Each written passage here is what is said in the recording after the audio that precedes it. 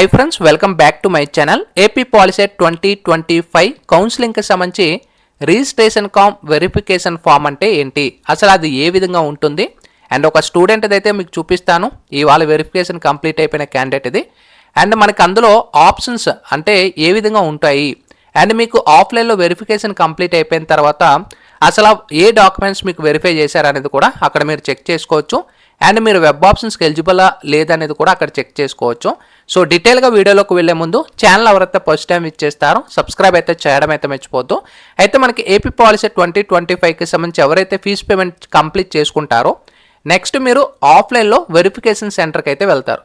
వెళ్ళిన తర్వాత మనకి టోటల్గా మీ డాక్యుమెంట్స్ అన్నీ కూడా వెరిఫై అయినట్టు మీకు ఎలా తెలుస్తుందంటే మీకు క్లియర్గా చూసుకోవచ్చు. ఇక్కడ రిజిస్ట్రేషన్ కామ్ వెరిఫికేషన్ ఫామ్ ఏదైతే ఉంటుందో ఈ ఫామ్ మీకు ప్రింట్అవుట్ అయితే ఇవ్వడం అయితే జరుగుతుంది.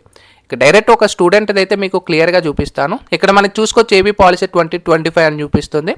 అండ్ ఇక్కడ చూసుకోవచ్చు ఇది మనకి డేట్ ఆఫ్ ప్రింటింగ్ 21/06/2025 అంటే మనకి జూన్ 21వ తారీఖున ఇది వెరిఫికేషన్ అయితే కంప్లీట్ అయిపోయింది. అంటే మన సబ్స్క్రైబర్లో ఒక క్యాండిడేట్ ఇది.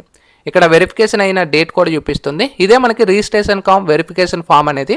అంటే మీరు ఏ డాక్యుమెంట్స్ వెరిఫై చేసుకున్నారు అన్నీ కూడా మీకు చూపిస్తాయి. ఇక్కడ మీకు లైక్ చూసుకోవచ్చు, క్యాండిడేట్ నేమ్ ఉంటుంది, ఫాదర్ నేమ్ ఉంటుంది, మెయిల్ ఆఫ్ ఫీమేల్ ఉంటుంది, ఎస్ఎస్సి హాల్ టికెట్ నెంబర్ ఇవన్నీ కూడా ఉంటాయి. అండ్ ఫీజు రిమైన్స్ ఇక్కడ గుర్తుపెట్టుకోండి ఎస్ అని చూపిస్తుంది. అంటే మీరు ఆన్లైన్లో ఫీజు పేమెంట్ చేసేటప్పుడు అక్కడ ఫీజు రిమైన్స్ నో ఉంటుంది. క్లియర్గా మీరు చెక్ చేసుకోవచ్చు. ఎందుకంటే అక్కడ ఇంకా మనకి వెరిఫికేషన్ కంప్లీట్ అవ్వలేదు. ఓకేనా?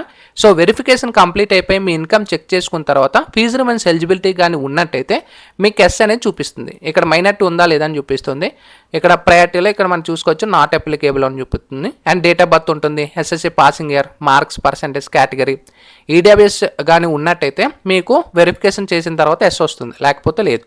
మీరు ఫిజికల్లీ హ్యాండిక్యాప్డ్ అయితే మీకు ఎస్ అని ఉంటుంది, లేకపోతే నో అని ఉంటుంది.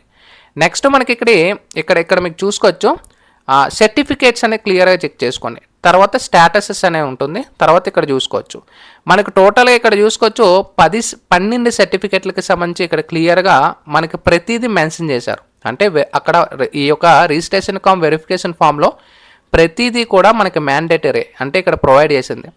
ముందుగా ఇక్కడ చూసుకోవచ్చు పాలిసెట్ హాల్ టికెట్ ఉందా లేదా. ఇక్కడ మనం చూసుకోవచ్చు ఇండికేషన్ ఇక్కడ చూసుకోవచ్చు ఎక్స్ కానీ ఉన్నట్టయితే జెరాక్స్ కాపీ మీరు సబ్మిట్ చేసినట్టు, పీ కానీ ఉన్నట్టయితే పెండింగ్లో ఉంచేసినట్టు, డి కానీ ఉన్నట్టయితే అసలు వాళ్ళు సబ్మిట్ చేయలేనట్టు, ఎన్ కానీ ఉంటే నాట్ అప్లికేబుల్ దీనికి అంటే దీనికి వీళ్ళు ఎలిజిబుల్ లేదు అనేది.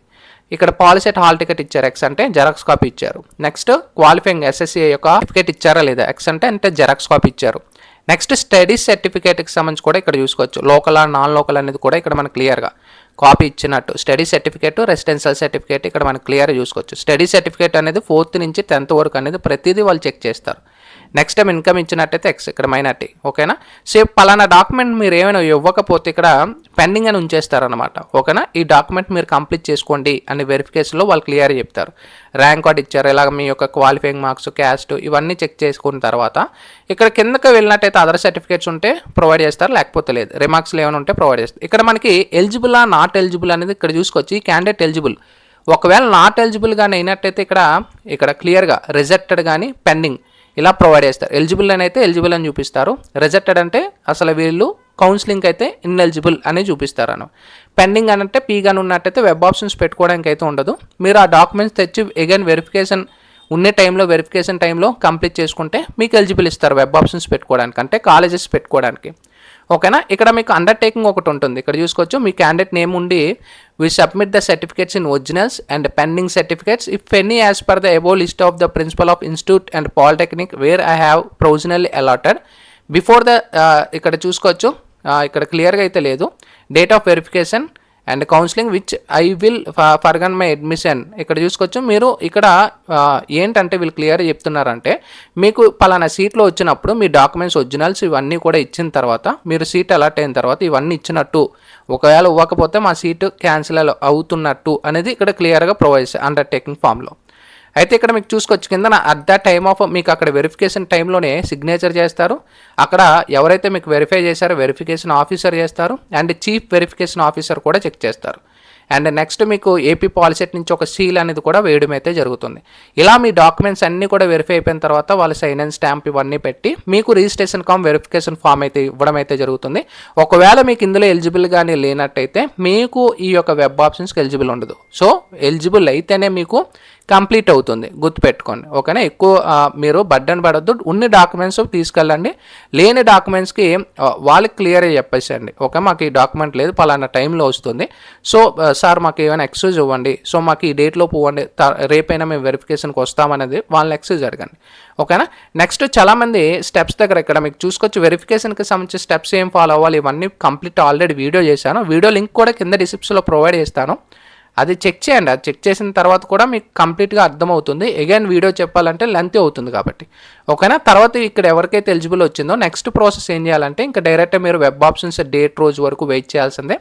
మీకు వెబ్ ఆప్షన్స్ డైరెక్ట్గా కాలేజెస్ అయితే పెట్టుకోవచ్చు అనమాట. ఓకేనా, అది గుర్తుపెట్టుకోండి. అయితే మనకి total registration form verification form అయితే ఈ విధంగా అయితే ఉంటుంది. మీకు ఈ డౌట్ క్లియర్ అయిందని అయితే అనుకుంటున్నాను.